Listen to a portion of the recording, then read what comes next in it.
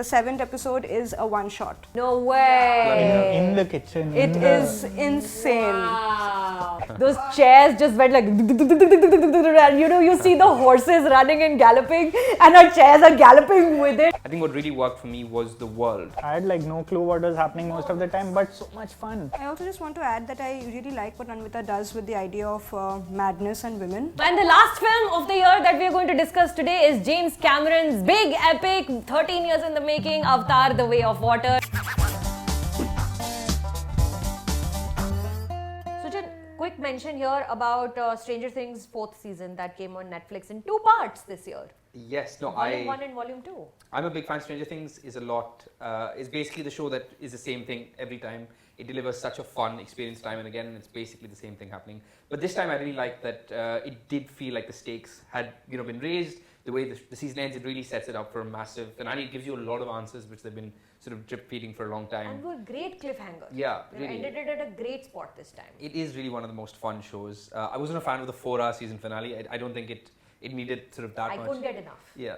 I couldn't get enough. I just wanted it to nice. go on and on and on. Took me a while to get into it. I Yeah. think it started off very shaky. Yeah. And it was a little bit like, ugh, what is happening, you Yeah. guys? Like, are you just being young adult for the sake of being young adult? Yeah. But it really sucked me in by the end of it, the characters. And it's one of the strongest shows in terms of character development that's come out in recent times, right? Every single character and every single, the reason for them to exist in the screenplay. I thought it was It's really nice when you have a massive popcorn entertainment show which really cares about its characters. Also, the fact that you drop a season, millions of people get really excited. There's a lot of pressure for the next season, and more often than not, they really land it. They really give you what you want. They keep the fans happy, and they keep sort of going bigger. It's also the darkest season so far, I think. Very true. There's a lot of bloodshed and there's a lot of violence. And there's look at the quality of the show that it's turned Millie Bobby Brown into the star that she is today. The way this show has kind of catapulted her into superstardom. That she's making so much money and she's Headlining her own show. headlining her own show, her own films. Enola Holmes, Yeah, exactly. there's 2 films that she's done as the star. As somebody who's not even fully an adult right now. I think she just turned 18 or she's 20 or something, whatever. To have a film with Henry Cavill playing a supporting character and 2 films back to back, that's incredible. So I thought Stranger Things 4, it was a great kind of cliffhanger to go into the final season. Now, there's one thing that Suchin has insisted that we put into this list is Vikram. Oh. Kamal Hassan's Vikram that released in theatres, Justify Yourself. Justify myself. No, I thought it deserved a mention. Suchin insisted we put this film in the list. I have a Vikram tattoo. No, I thought it was a really fun, well-crafted swag experience. Oh. I read a tweet about, which I think perfectly summarized the film, which was Lokesh Kanagaraj. The director made a really good film out of Lokesh Kanagaraj's, the writer's very average script. If you really go into the plot and characters, it is a mess, but it's done with so much fun. And also, I love the narrative behind the film of Kamal Hassan's massive comeback after years, and it's a thunderous success. Also, in a world where everyone's launching cinematic universes and whatever Rohit Shetty's doing, I just thought the way it was done here it still felt sincere. You ended on this sort of cameo. You're going to tie sort of a promise of a larger thing and people sort of interconnecting, and in a way that's actually really, really fun. You look forward to it. And it's not just sort of, a tick box for the sake of it. It is tick box for the sake of it. Oh, shit. Everything in that film is happening just for the sake of it. I will say that I went and watched a 7 a.m. show and it was full house, almost full house, house full. I've never seen that happen for a Hindi actor, 7 a.m. show. I've seen that happen for an Avengers Endgame, a big film like that, not even any superhero film, a big stake superhero film, and this Kamal Hassan film. So props for that, but oh my goodness. It's so loud. It gave me a headache. I waited loud for him to complete. Everything is it's a tick. I was like, I'm getting a You are chance. wrong. You are wrong. It's on Hotstar. Also on Hotstar is our next pick of the year, Maasoom. Who wants to talk about that? You want to go for Maasoom? So Hotstar has a problem. Okay. I love that. Let's go. I agree with whatever you're about to say. Let's go. Yes, finally. So they basically have a slate where they mindlessly adapt, like Criminal Minds is one of them, right? And this is also adapted from a show I can't remember. Okay. But it's so well put culturally. It's about this man in Punjab, a doctor, a morally dubious person who has a wife who is on a wheelchair. She's dying. She's dying and he's having an affair, and there is an estranged daughter who comes after the mother's death and she thinks her father has killed. Right? It's just very well done in the sense it culturally contextualizes it. There is Boman Irani giving this the best performance, and it's so nice to see him after so long. Also, Maasoom has, according to me, one of the most, I wouldn't say perfect, but close approximation of how Indian fathers are, the toxicity of it, but also well-meaning toxicity, and just to strike that balance, and which Boman Irani does. Like, you cannot club him as an antagonist, and yet you see him how controlling he is. It's almost like a Roy, like a Brian Cox thing, So Maasoom, it was like, for me, the performances stood out, and what they did with how well they put it in the Indian context, which Hotstar just makes a mess of. So you want to say it's one of your best picks from the year? It's not, but it's something which took me really by surprise. Okay. It would be like my third, fourth. Okay, so it's in your top list. Yeah, for sure. Yeah, it stayed with me as well for the same reasons. And I think Boman Irani really plays off our perception of how he plays these caricatured villains, right? Like throughout his career, like all the Munna Bhais, all, and mostly even in the Ranveer film this year, Jayesh Bhai Jodhar, the father he plays is really stereotypical and very perception of like him playing these characters, over the top characters, has always remained. And I think Maasoom is very aware of how we perceive him as an actor, and I think they've used that very smartly, because the entire tension, the suspense of the series is whether he's done it or not. And it's just about how the daughter wants to believe something about him because he's having an affair, because he's a hypocrite, like most Indian parents tend to be in these situations. And but then he still delivers such a moving performance. I love the term well-meaning toxicity. I'm stealing that shit. Pushkar and Gayatri delivered a whole series this year aside from Vikram Vedha. In June we got Suzhal on Amazon Prime, and I thought that was really, really nice, very, very layered, and just a all-round good murder mystery. Yeah, I think for me it was, firstly it's one of the first Tamil original series Amazons, and I thought it's a fantastic one to start off on. Yeah. I haven't seen a better sort of whodunit murder mystery from India. Shows-wise, again, it is really that sort of cliche done very well in terms of just, it ticks all those boxes of, the small town, the eerie setting, things like that, but it did it really, really, really well. It's not the most even that, there are times where, it's a little too stretchy. Yeah, and slightly too convenient, but just in terms, for me, the triumph of the show, which I think is sort of the test of shows like this, is it takes you into this world, this community and this town, and you find out sort of about everyone's skeletons, who's sleeping with who, what's happening. All is not what it seems, and by the end, who the actual murderer is for me was secondary to how much I felt for these people, their connections, their fights, things like that, and I thought that to me was really the triumph of the show. I also really love that it's sort of, the protagonist is a cop, but it really goes against the typical movie cop, stereotype of either being, too righteous or tortured or whatever it is. But it really felt like a human being who thought he knew everything about the town where he was the king, and he realized actually, he... And it's also really interesting because they set the story of the film on of the series one day at a time, and it's corresponding with the religious festival that's happening in the village. So every day in the religious festival, as the processions change and as the feelings of the, it crescendos, so as this is our story, the murder mystery, and in the middle you find out who is dead, and then you go on to find out like how they were murdered and everything. It's really, really interesting. Very vast. Even just feels visually too how long they sometimes use though. The festival to sort of, increase the tension of each episode is just insane. And also comment on religious fanaticism. It's pretty cool. Jugg Jeeyo. Now this has been a very interesting year for Varun Dhawan. He's given us two very good performances with Jugg Jeeyo.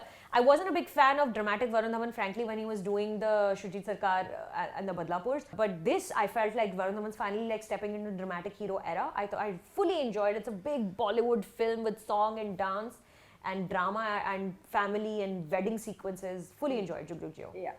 Same. It was very, very smart writing. They show you something. They show you there are two couples. The parent is Anil Kapoor and Neetu Singh, and there is Varun Dhawan and Kiara, and both of them have hit a roadblock in their marriage. Yeah. And I like how they don't end it in a note of absolving the men. Yeah. Yes. He's still at the end, Anil Kapoor is still I don't know if she's going to take me back, is she still marrying her? Yeah. Because there was a point in the film, I think, and we watched it together, and there was a point when we saw the directors take the easier route, when Neetu Singh is forgiving him for doing the bare minimum, and I love how smartly they completely... And I love how they make him so lovable. Like, you're supposed to feel for him, and then then you get hit by the fact that, I mean, like his girlfriend is like, get out, and his wife is like, get out, and he's like, and his son is like, fuck off. And I think great Anil Kapoor performance. Yeah, it really is. Yeah, I think that was, for me, the performance of the film. And like everyone was good, but Anil Kapoor's character defined. It's such a fun how Anil we were Kapoor year reading it. also. Yeah, it's been and he's always good, but now he started to like really use how we read him as this Bollywood sort of star, who's aging very well. Yeah. He started to sort of use that in his characters as well, because like even the way he does it here is because he's playing this cheap 90s Bollywood charismatic sort of guy who would be a star of a David Dhawan film in the 90s, right? And we love watching him in this film, and then suddenly we realize, oh shit, we are not supposed to like him. Yeah, And exactly. that's a good performance. Yeah, it's a brave step. Also, it's closest thing to anything this year I've seen, which is the big Bollywood film done right. That's In terms of whether it's just how it's packaged and all of it. On a sadder note, I do think that this film, again, if it came out pre-pandemic, would have been a big hit. And much the fact that blockbuster. It doesn't, it just makes you scared. Big production, Amazon Prime's The Boys season 3 came out this year, which is on our list. Just to quickly going through it, because I don't know how many people have actually watched The Boys in India. It's the perfect kind of foil to superhero fatigue. It's about a corporation that manufactures superheroes.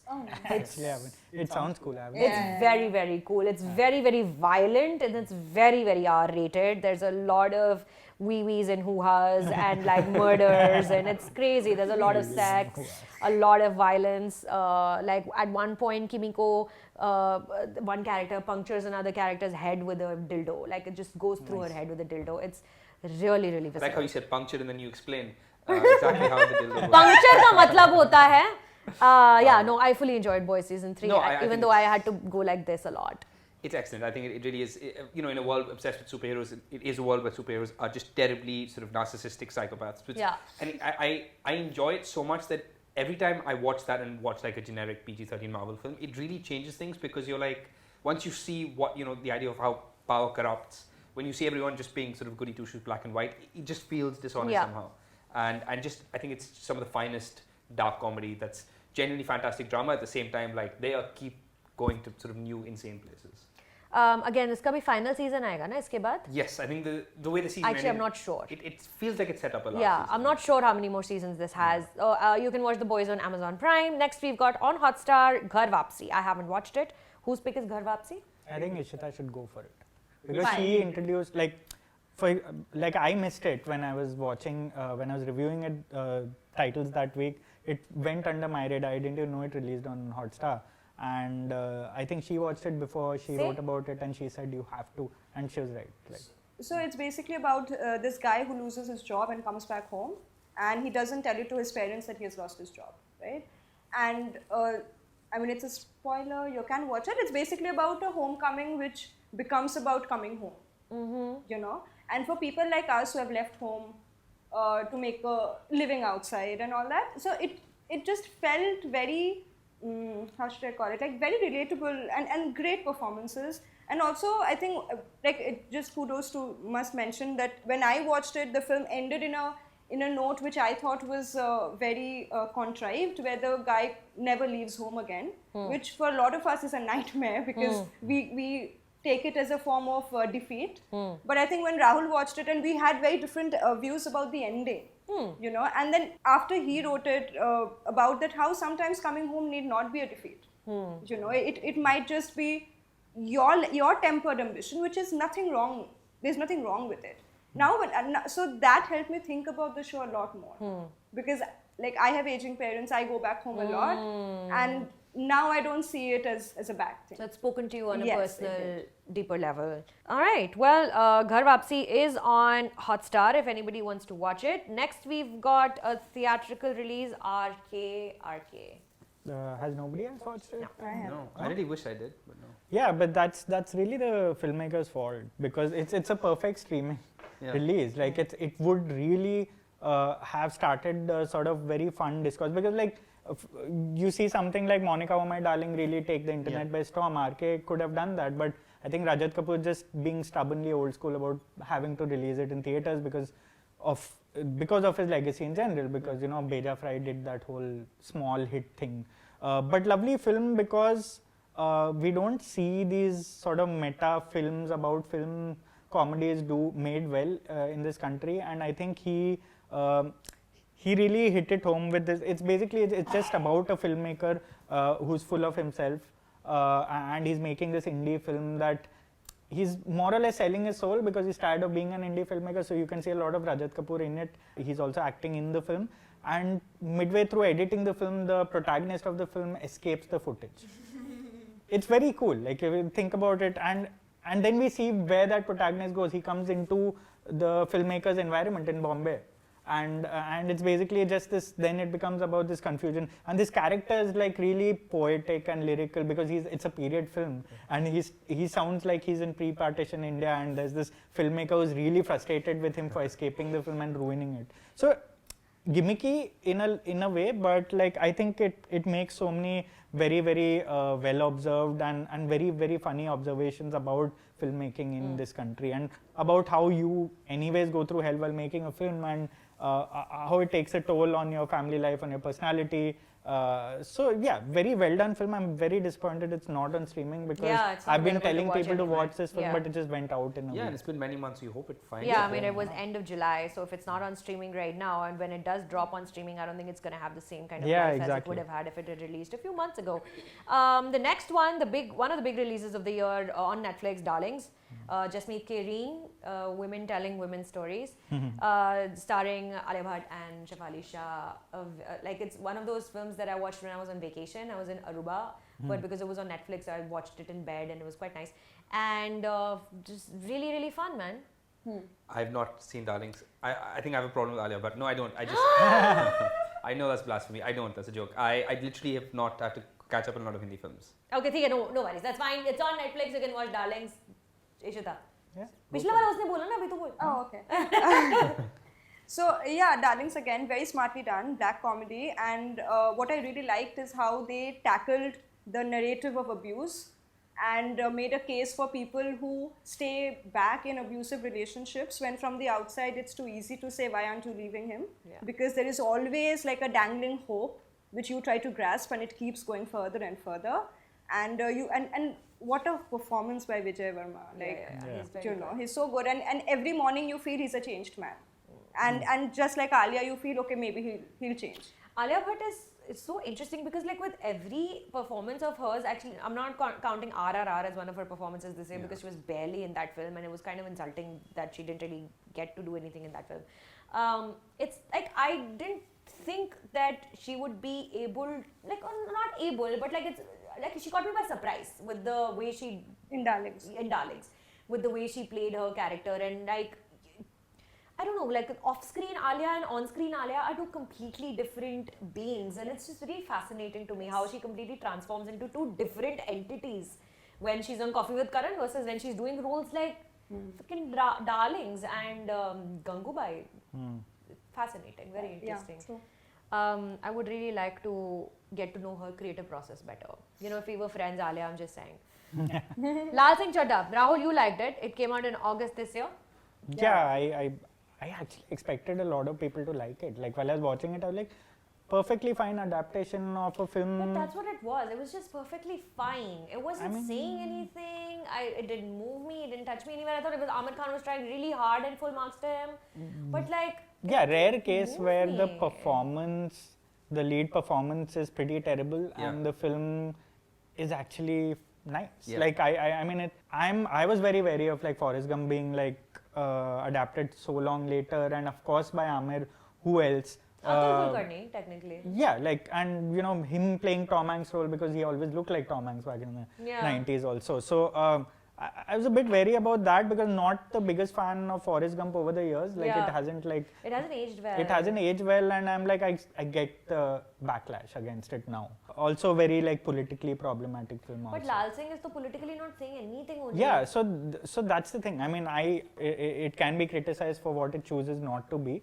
But I enjoyed it for what it was also at the same time. Like I felt like there were a lot of very nice moments in the film, the Shah Rukh cameo, that was very sweet. You know, the whole, of course they could have done more. I thought Kareena was pretty good in this film as well. Queen behavior. Of course, I also felt that we liked Kareena a lot in the film because Amir was pretty terrible. But you know, I was pretty moved by, in a lot of moments in the film, I was moved by, I don't know why, but you know, I found it very emotional fairly touching towards the end of the film. I also found myself wondering, like, after watching the film and liking it and then finding that I'm in a minority, then watching the discourse around it, I also find myself wondering how it might have done if not for all the boycott nonsense before it, if not for this unfair sort of journey it went through. Because I felt like a lot of us even went in with a lot of baggage while watching that film, because a lot of everything that was going on, it was difficult to watch it without the baggage. And it's unfortunate because I genuinely feel like if this was pre-pandemic, 3-4 years ago, when things weren't as bad in Hindi cinema and when this entire anti-Bollywood movement wasn't there, I felt like this would have been a genuine hit. Like it would have been a classic Aamir hit, where the film itself isn't great, but he's just hitting all the right buttons, like a very Rajkumar Hirani sort of thing. It definitely hasn't got the audience it deserves, I think. And I saw a lot of people like it when it dropped on. I was hoping that on streaming it will get like a fresh wave of love. And it did. It did get a fresh wave of love on streaming. Also in August, a show that I heard so much about but I haven't watched, but you guys have put on the list is The Bear, Disney Plus Hotstar. Ishita? Yeah. So it's about this young chef who comes back to a chef. Yeah, so he comes back to a fast chain restaurant which was owned by his brother who killed himself by suicide. The show is about how he takes the reign of the place while mourning for his brother, and he doesn't know why he's killed himself. It's also it's a great take on the inside of a restaurant, how it works, that the chaos over there. It's an 8-episode series, if I'm not wrong, and the 7th episode is a one-shot. No way! Yeah. In the kitchen. It is insane. Wow! And it's not gimmicky for the heck And of it. they're always on toes. You realize the labor that goes into it, oh my which you don't realize from outside. How long is the episode? What is they're like 25-30 minutes. Also, Jeremy Allen White is as edible as the food he cooks. Yeah, girl. Just putting it out there. Yes, girl. Lovely. So Disney Plus Hotstar paid The Bear is one of your top picks of the year. Yeah, I'd say Tyraj Vasin could play his. This is getting out of hand right My now. God. If The Bear is made in Hindi. There's too much thirst. You heard it here first. Too much.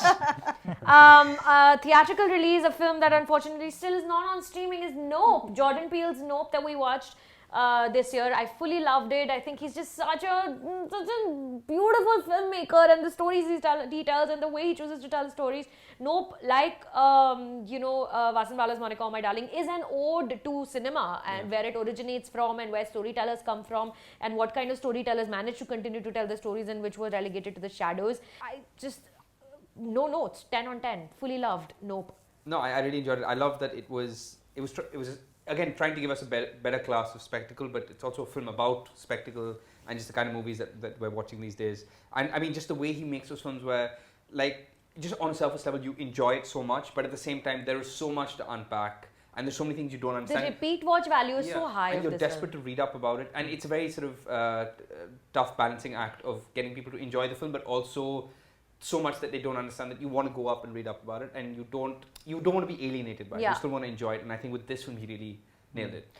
We watched this film together, and in error, I booked those tickets with those vibrating chairs. It was very annoying. Those chairs just went like, and you see the horses running and galloping, and our chairs are galloping with it. It was damn annoying, right? It took me out of the movie. Experience. No, it did not. I do not recommend. No, eventually mine wasn't working. His was not working, and yours was working great. Over time, mine was working. What are these people reacting to? Like, kuch ho nahi raha. And then I sat in hers in the last 5 minutes. I like, shit, I missed this. I mean, I wasn't understanding the film anyway, and I was still having fun. Buy into the movie. No, I did not understand one thing of what was happening, but I enjoyed it. Like he said, it didn't alienate me to that extent, and I loved what was happening on screen. I didn't need an explanation for that. I felt like the vibrating chair might have added to my. It was very annoying for me. I thought my reading of the film was that it's a commentary in which others have said as well on the parasocial relationship that viewers have with famous people and vice versa, and what we expect famous people, celebrities to deliver for us, and a thread that pulled that quite nicely in an action hero as well, which we'll come to. And I thought that Jordan Peele, like this movie came from a very personal place, as all his movies do. I think as a performer he's incredible, as a storyteller, director he's incredible. Like, what's not to love? Please, India mein streaming pe kahin to dikha do. Drop it on streaming and watch it on a vibrating chair. If you have one of those at home. You've put Bad Sisters on Apple TV on this list. Yeah, Bad Sisters, for those who haven't watched, please watch it. It's Big Little Lies with an Irish accent. Nice. So it's about 5 sisters, and one of them is married to this very, very toxic, abusive, homophobic man, and the film begins with his murder, and it moves timelines, and you know one of them has done it, and everyone has good reason to kill him because he's pissed off all of them. And I mean, I should say that I knew who did it. I could see it, who has done it, but the way they the show, I think the way they layered it, and the sister relationship, the interdependence between women who have just each other to fall back upon, it's a great show for me. Excellent. Streaming now on Apple TV? On Apple TV. Bad Sisters. One of the other big releases of the year streaming wise, Delhi Crime Season 2 on Netflix. I was not a very big fan. I think Season 1 was excellent. Riji Mehta famously put in 6 years of research into writing and directing and creating that show. This time I don't think he actually wrote it. I think he was show running it. I'm not quite certain. He wasn't a showrunner. I think he was just executive producer. Producing it. They've taken a different case, also real life story, a true crime story converted to fiction. Good, but I wouldn't put it in my topics. So my experience was similar to yours. I was so scared going into the show. I was so ready to dislike it, which I know you're not supposed to say, but only because I literally thought you have made something fantastic and you're force-fitting a season 2 which it doesn't deserve. It's like a sequel that it doesn't need. It becomes a franchise that no one asked for. And I was pleasantly surprised that I really still felt it. It really did feel like the DNA of the same show, the same characters. I really thought they went to some very interesting places.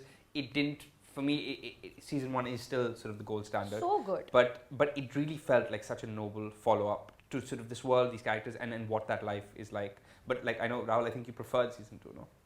I mean, yeah, it's hard to compare, but I just thought it was a great sequel. Yeah. Like, it's just, it could have gone wrong in so many ways. We all were prepared to, like, it felt like a cash grabbing attempt. But the actors are just so good. They are, so it's very difficult to get past that, right? Like, and they do it so well. Shefali Shah is just career best after career best, and one it's just, after the other. What a year! And like same year, and in Delhi Crime, she just ups her game again. Yeah. And this more or less revolves around her relationship as as a female cop in Delhi. How she could have gone so easily wrong because the villain in this is someone who didn't get the amount of privilege she did and went the other way. And I like that they chose that, this particular sort of series of crimes to base it on. It was a fairly noble, like, I didn't see anything like, I know Tilotama Shome's character was a bit divisive with a lot of people like not really buying into it. Yeah. But again, I thought they just performed it so well. I look past that, like, that it got a little stagey by the end of it, and especially with both of them finally confronting each other in the end. But I'm still a big fan of Delhi Crime. I think it's a world-class Netflix show. The next is a documentary, Rahul, you've put on this list, Phoenix from the Ashes on Amazon Prime. Yeah, it's basically about Ben Stokes, the England cricketer captain. We've known in the last couple of years he's famously put himself out there in terms of mental health troubles, in terms of the pressure of being an athlete. He's been one of the very few honest cricketers around as to how he's dealing with this stage he's on. And he is the best cricketer in the world, and we just get a very intimate look into how he thinks. And it was one of my favorite documentaries of the year. I love sports documentaries. I think the Andy Murray documentary, which we both are fans of, also on Amazon Prime, is a great example, and Ben Stokes is more or less in the same space. And for people who are looking at a sort of different look at a culture where it's really not okay to admit you're not okay, I think this Ben Stokes documentary, especially for Indians who like idolize all the athletes, and the athletes never really let us into their lives, let us into what they go through. I think it's this Ben Stokes documentary that really also triggered conversation with people like even Virat Kohli, sort of admitting that they've had weak moments too. So it's one of the better documentaries of the year. So it's called Phoenix from the Ashes, and it is on Amazon Prime Video. Now we're jumping into September. This has gone on like I live on this couch now. This is my life now. We sit in the heat and talk about the films. But no, we're into September now, and Suchin has made us put this on this list. What now? We are now talking about Brahmastra. He's like, what now? All I said, first of all, is it one of the best films of the year? No. It's just, that's the end of the conversation. No, I'll tell you what. Why are you making us talk about Brahmastra, Suchin? Because it's worth talking about. Hit me. That's what they want. That's true. They've won. I got paid to say this. No, I liked आगे देख बहुत उंगलियां उठती है हमारे ऊपर ऐसे ना मजाक में मत बोल. I got mailed to say this. No, यही निकाल के चलाएंगे लोग फिर Yeah, the Twitter check पे. bounced. No, I liked all the stuff I liked about it more than the stuff I disliked. So basically, characters didn't work for me at all, which is. But what I really liked about it, I think as a visual experience, it worked well. You CGI wise, VFX wise, you never know what to expect from this stuff, and I thought they did a fair job of it. But I think what really worked for me was the world. The character and story, it really didn't, and it's too easy to sort of make fun of and literally see ironically. But I really thought they did a great job of building this world, the fact that this sort of mystical world can exist, and I just thought the potential of it and the world building really, really worked for me. And I really, you could already imagine a franchise you would enjoy if they just changed everything else. You have to respect Suchin. Yeah. I mean, courage. For saying this is the height of courage in film criticism. Full respect, Suchin. I respect you. No to everything you said, but props to the fact that you're still here. Full respect. And facing us. Sitting here. I'm about to get critically cancelled. That's nice. No, but having said that, when the second one comes out, I will definitely be interested in watching. This is insane optimism. You really hope they do a Bahubali KGF thing where somebody really sits down, takes stock. KGF, yeah. And takes all the good things and removes all of the bad things. I mean, just remove the dialogues. Yeah. Just plays the movie on mute. That's what we want from the second one, basically. Yeah. Okay, Shiva. Next is my arguably, debatably favorite film of the year. Same. Everything Everywhere All at Once. I can't stop talking about this film. I can't stop talking about what the Daniels have done. I have, also like the name Daniel personally. I know, so cute. Biased. Biased a little bit. Like one Daniel, two Daniels? Are you kidding? Three Daniels? What a great film. Amazing. Shockingly not nominated for special effects. Not shortlisted for special effects at the Academy Awards, whatever. Not my circus, not my monkeys. Fuck, what a great fucking film, you guys. I know. I had no clue what was happening most of the time, but so much fun. And when it hit home, I've never had a more powerful realization of what a film is about than I did in the last 15 minutes of this film. Yeah. I mother-daughter, of course. Yeah. Of course, it's about mother-daughter by way of Wonka, by way of everything. By way of a bagel and it's life crazy. in the big city is just fucking incredible. Rakakuni. What a movie. Huh? Rakakuni. By way of Rakakuni, and performances and made on a small budget with the special effects and everything, right? I think it's exactly what you said. I really didn't know what the film was going for, and you really try and have fun with, despite how weird it is. I had to watch it twice, but then when it hits you, it really hits you, and then when you feel it, I felt it more than most movies this year. So. Yeah, I just wanted to say to Suchin that Everything Everywhere. Yeah, I think Everything Everywhere made the point of love is all we need. Yeah. Without using the word at all, and Brahmastra used it 100 times before, I think. Without I didn't write making the movie, any guys. point at all. प्यार सबसे बड़ा अस्त्र है. अगर I get it, that's the sentiment you're going for. It's beautiful. Go for that sentiment, but to have to say it out loud defeats the whole purpose of then what is your craft, right? What is the storytelling? I completely agree. I didn't feel the love story at all in Brahmastra. No, but I was going to say the other thing I love about Everything Everywhere All at Once is I love the journey of the film where it is one of the few massive theatrical successes of a small indie film, but with a massive vision, and you're like, yes. So arguably one of the best films of the year at overall, Everything Everywhere All at Once. अगला हमारी list पे is a title that Ishita Sengupta, in all her wisdom, has asked us to put on this list. Because her check did clear. Her check did clear. Please explain Fabulous Lives of Bollywood Wives. As a concept. Oh my god, it's a great, I think, so I'm talking about the season 2. Look at Rahul agreeing with her. Yes, yes, great. It's a great It's a great reality show. Dharma has finally cracked it with this. Because see, the thing is that we are, at this day and age, there's a lot of curiosity into how these women live. Yeah. How they earn, how they keep their lifestyle up. If you watch the newer show, which is Moving It with Malaika, it is the worst, tackiest reality show done. It. There are a lot of product placement out of nowhere. In this case, what I liked was they were these middle-aged women who were grappling with their own adjacent fame. Their husbands are not obviously successful. And they kind of belong to successful families. They are like the black sheep of it. And yeah, that's the vibe. I haven't watched it. Oh, okay. Yeah, so that is the vibe. And also how these women deal with their own thing of being in the mid-40s, kind of losing fame, trying really hard to hold on to what they have.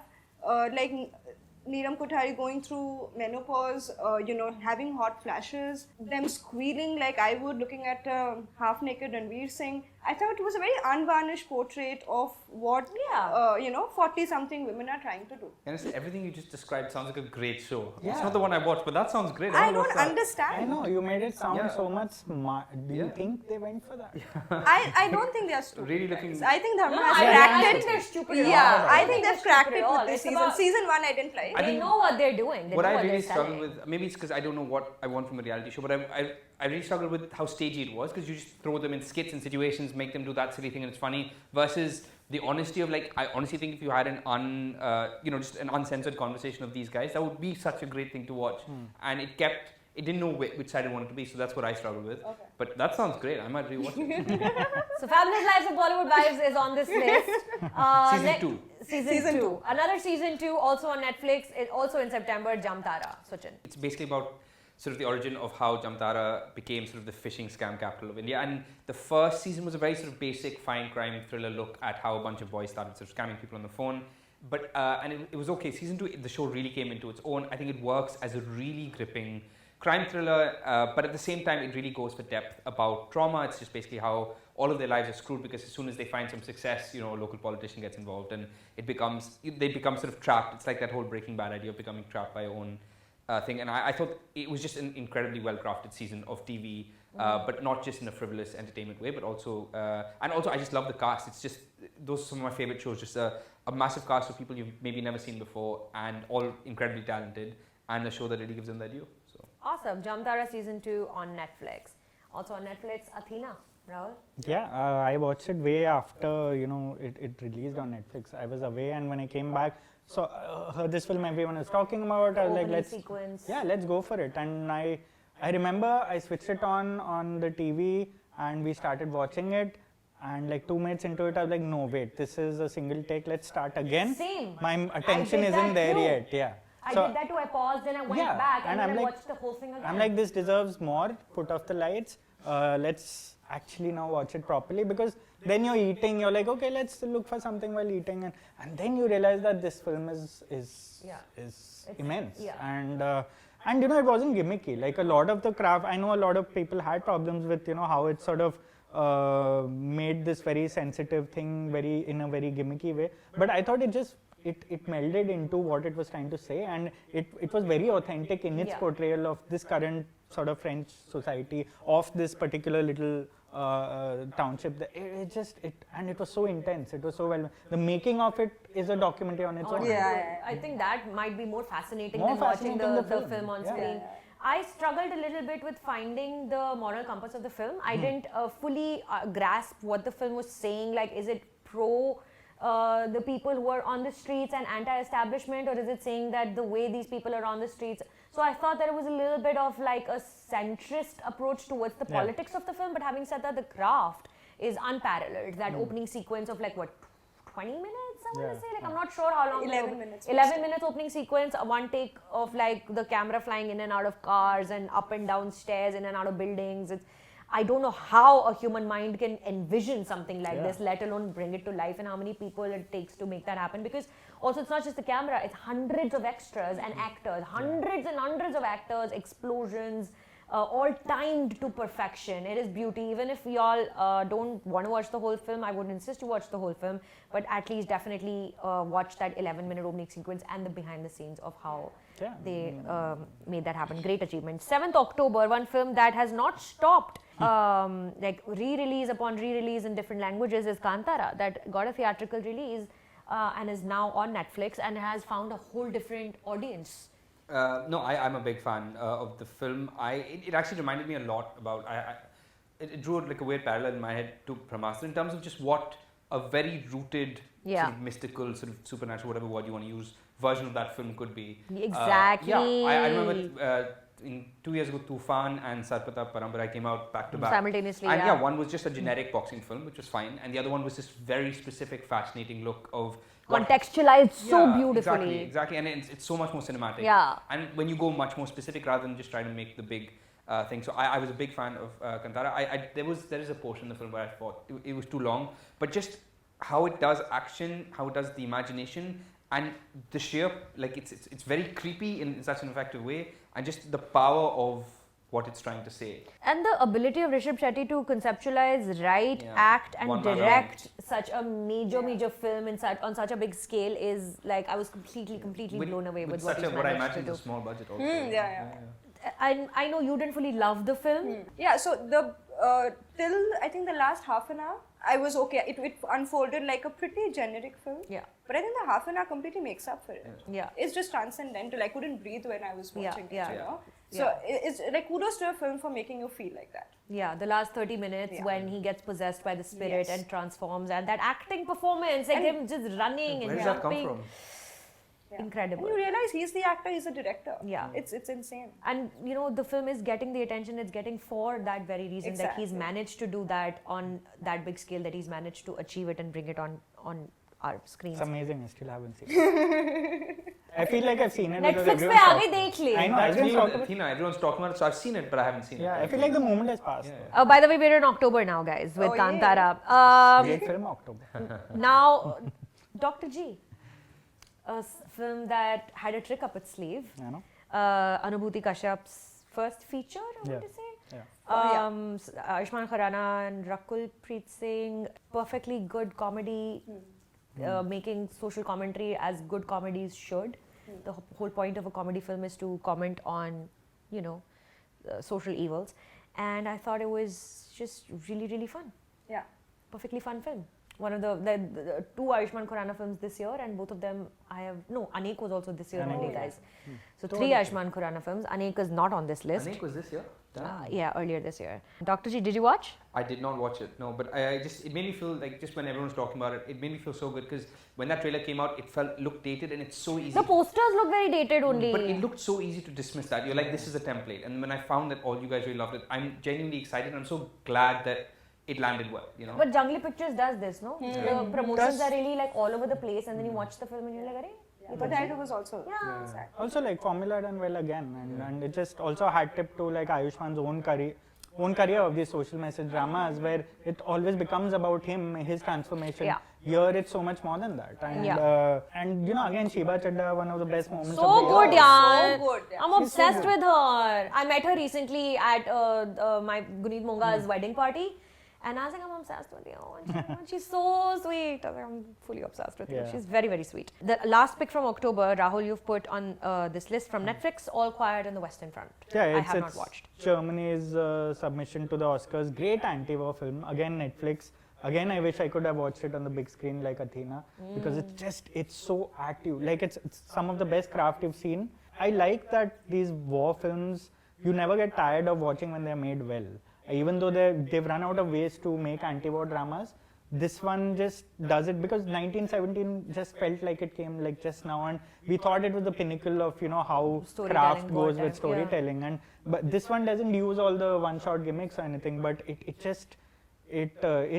seeps into it. You see a boy like being sort of sucked into the First World War as a soldier, thinking it's going to be this glamorous thing where you become a hero at war, and in no time, in less than a day, all of that is just taken away when he sees like people being killed. And it's just a very well made film, so I can't even recommend it enough, because and it's a long film, it needs patience, but if you just watch it like you know, without distraction, I think it's the better experiences on Netflix this year. Please have patience with this film like you've had patience with us so far.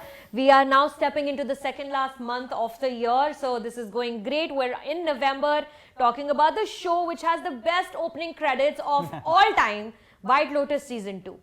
Best opening credits of all time. Music, visual. Best music for sure. Amazing. I thought Season 1 was better. I thought, because Season 1 also like snuck up on me, caught me by surprise. I did not expect it to be what it turned out to be. But Season 2 wrapped up really nicely for me. Yeah.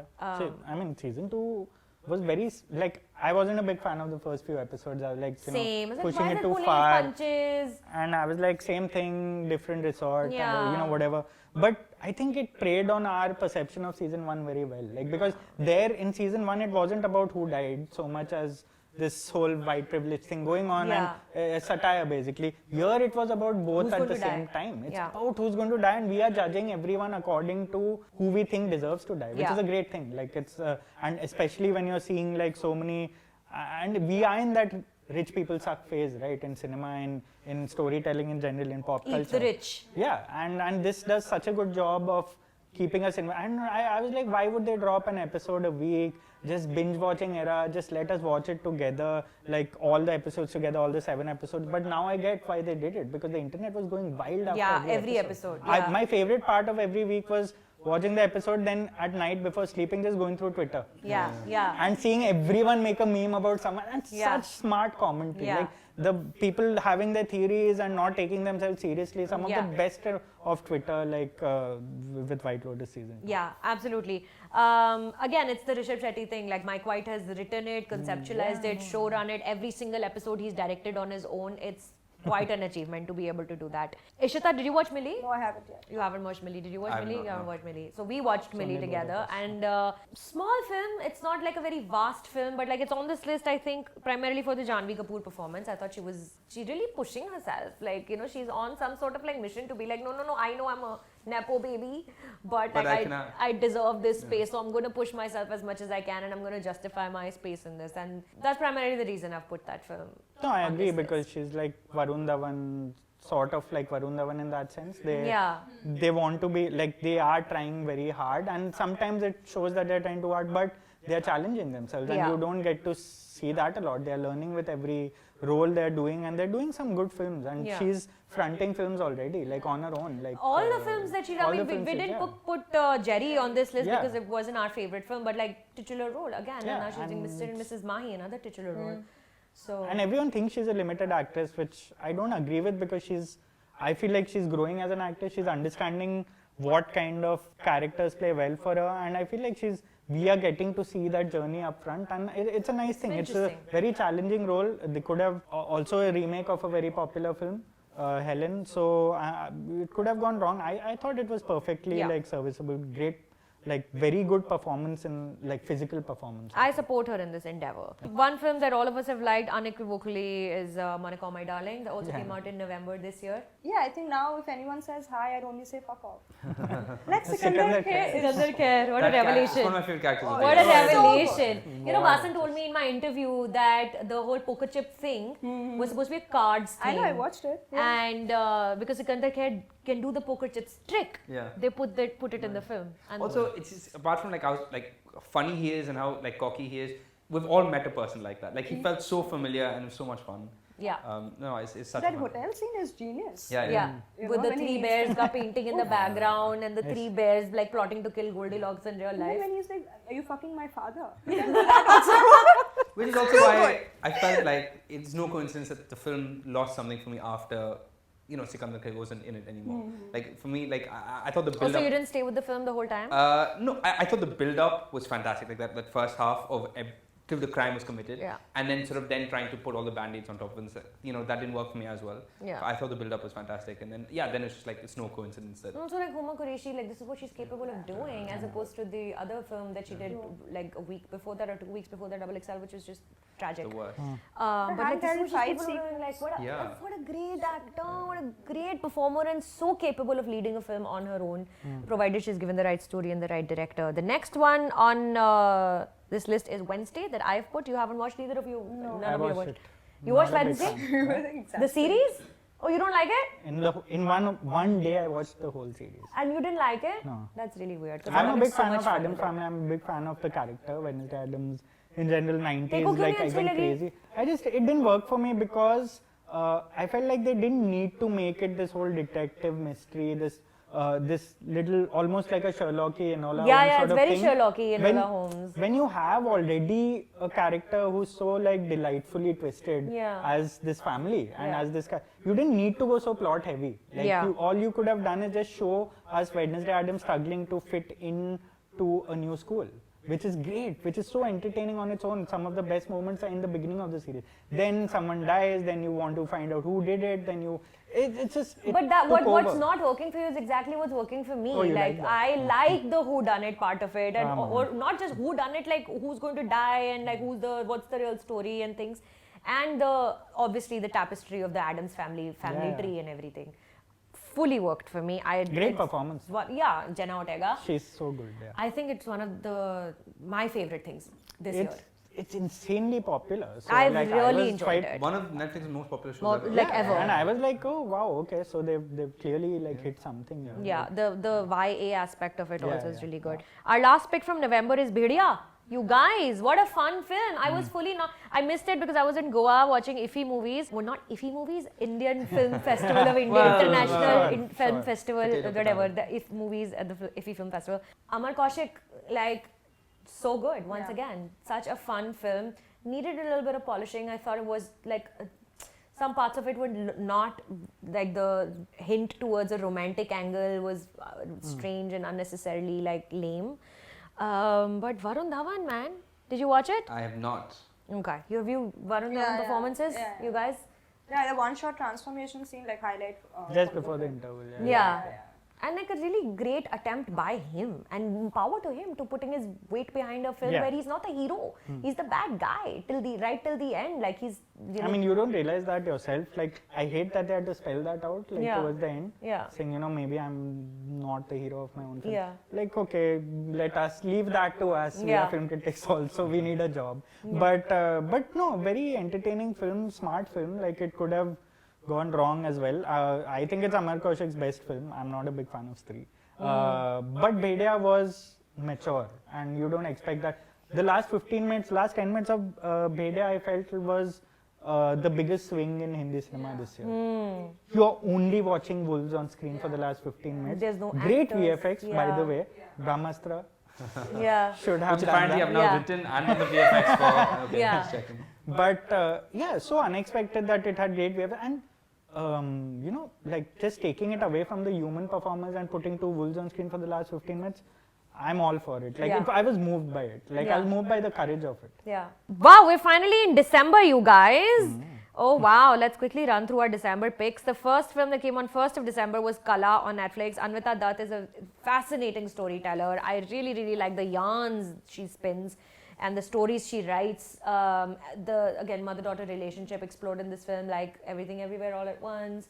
Very few stories actually manage to do that with the kind of respect and emotion it deserves. Bought into her world. I felt that the film stretched a little bit, got a little bit too caught up with its own world building, but overall, Swastika Mukherjee stole the show for me. And I thought it was a good entry into the industry for Babel Khan. What did you guys think of his performance? I liked him. I liked his performance very much. He's aided by a good soundtrack that props him up, good writing that enables him because he didn't really have a lot to do, and he's emboldened by the other things that are surrounding him. What did you think? I have not seen Qala. I like that every moment is deflated like that, but I'm more interested in, you didn't like it as much as I did. That's why. It's got quite a few divisive. Yeah, I mean, I'm a big fan of Anvita's world building from Bulbul, and I love the world. I thought Bulbul was a better film though.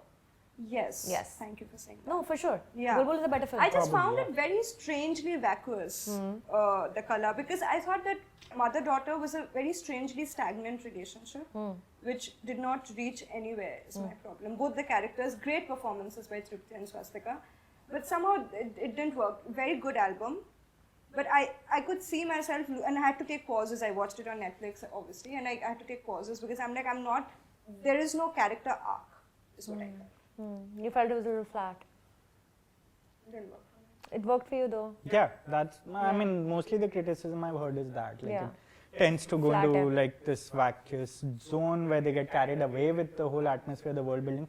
For me, that's precisely what worked. Siddharth Devan and Anvita Dutt together, they do really well, they do. It's a little excessive at times, but I like that. I like world building like that. I'm into I like it. this I agree Bulbul was a better film, but this was a more difficult film to make. Yeah.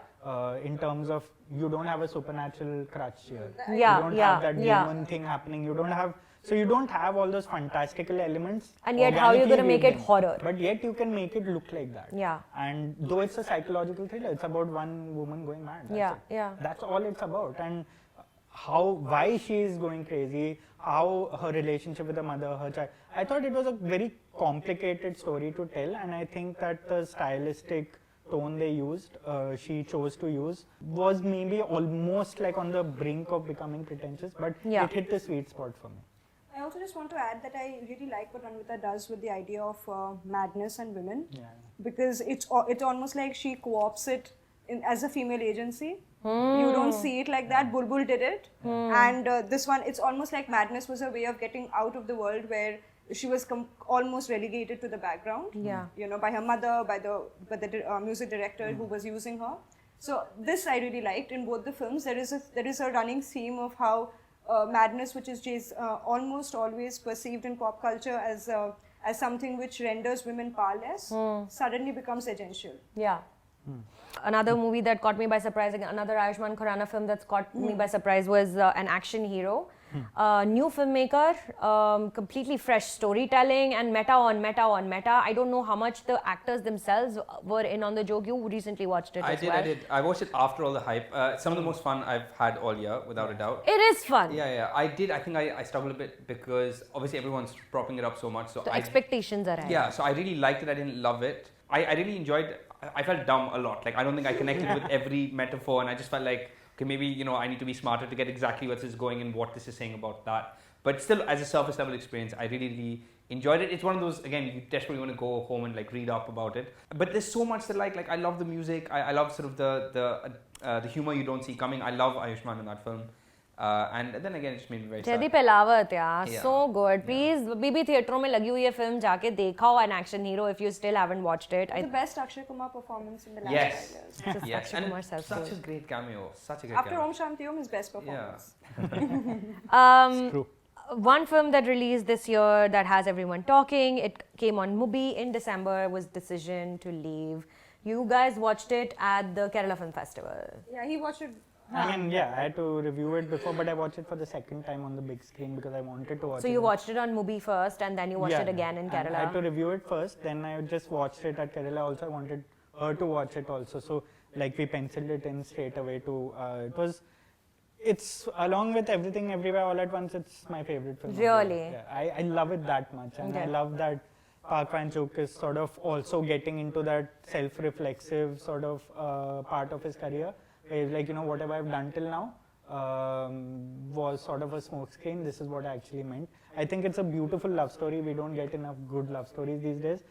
Could have gone, of course, gimmicky in the sense detective falling in love with a suspect, but beautifully done without saying the words "I love you." Yeah. You're making the most romantic film of the year. And in so many ways, like gestures, the way they use language, the way they use reflections in the film. The way they use technology in the film, the watch. The watch. Yeah. Such a lovely, such a romantic way to use technology. And it totally blew me away, and I'm very glad I watched it again, picked up a lot of new things. Yeah. So Decision to Leave is streaming on Mubi for those who want to watch it. And the last film of the year that we are going to discuss today is James Cameron's big epic, 13 years in the making, Avatar: The Way of Water. Did not love. I appreciate what he's doing. Did not like. At all. You haven't watched? I'm a fan. Because you like Brahmastra.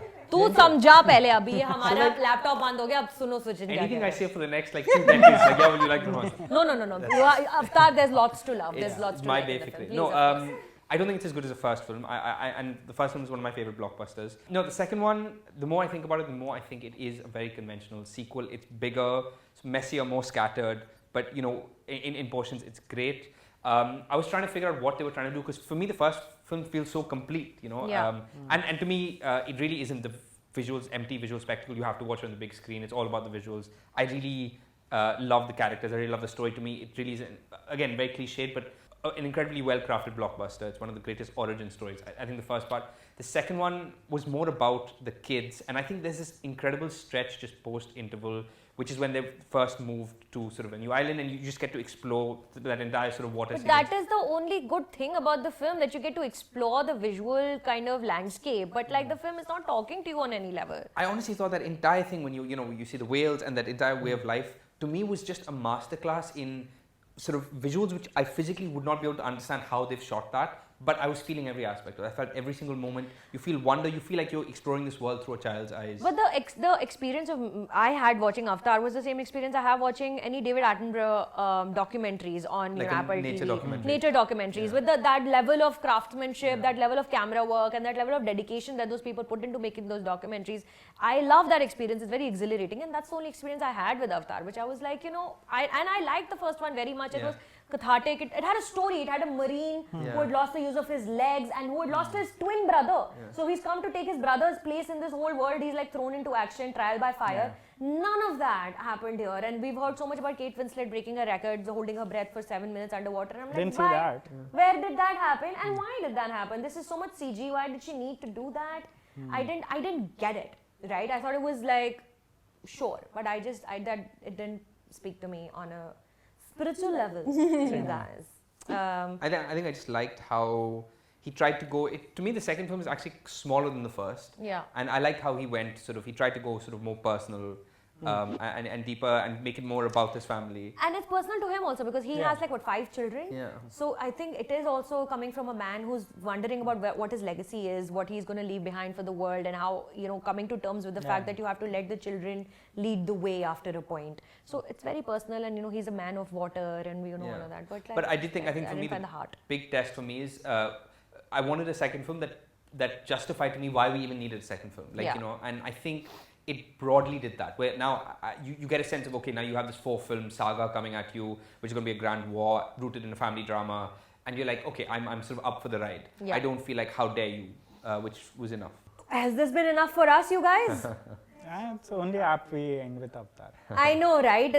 I did wait for Circus, like I said. Thank you for watching. Thank you for being a part of this. Thank you to all of you for being a part of this. Suchin, where can we find your work and your reviews? Reviews on Film Companion and the Hindustan Times website. Suchin is a film companion and a Hindustan Times film critic, you guys. He's like one of the biggest newspapers in the country and everything. Huh? No joke. It's great. Yeah. Compliment. Take it. Ishita, where can we find your work?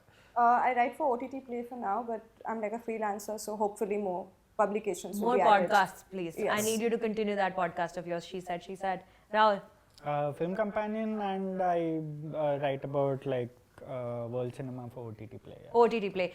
And you can find everything I do on this channel. This is me. My name is Sucharita. This is my life, and I thank you for being a part of my life today. I hope you have a wonderful, wonderful new year. I hope your Christmas was great, and please like, share and subscribe, okay? I need to make this a viable career option. Thank you for stopping by. Bye!